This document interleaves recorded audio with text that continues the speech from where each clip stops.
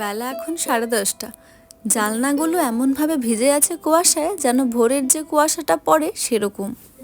আজ সকাল থেকে টেম্পারেচার অনেকটাই কম, 2-3 ডিগ্রি ছিল। কাল আমাদের রেস্টুরেন্টে পার্টি থাকার কারণে এক জাপানিজ ভদ্রমহিলা আমাকে কিছু গিফট করলেন ক্রিসমাস উপলক্ষে।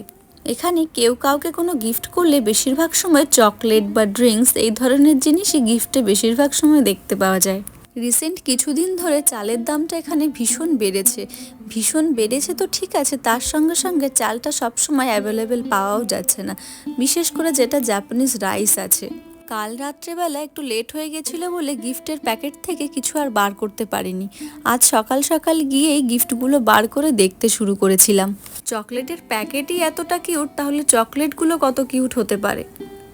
সকালে ডিউটি যাওয়ার পরে সমস্ত কাজ সারার পরে একটাই কাজ থাকে, সেটা হচ্ছে স্ক্রিন সেট করা। একটা স্ক্রিনে তন্দুরের ফটো লাগানো আর একটা স্ক্রিনে মিউজিক লাগানো। এখানে যে কোনো রেস্টুরেন্টে বা কোনো শপে মিউজিকটা শুনতে পাওয়া যায়, কারণ জাপানিজরা এই বিষয়টাকে বেশ এনজয় করে।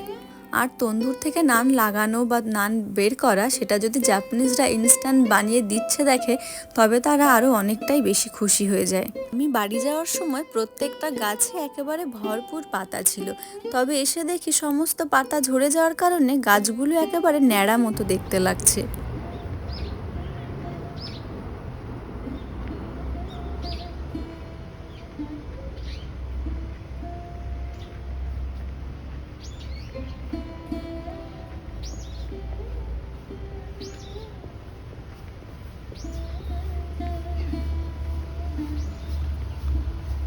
তিনটের পরে সূর্য ডোবার যে ডুবুডুবু ব্যাপারটা, এই যে নির্জন রাস্তা দিয়ে হেঁটে যেতে কি দারুণ লাগে।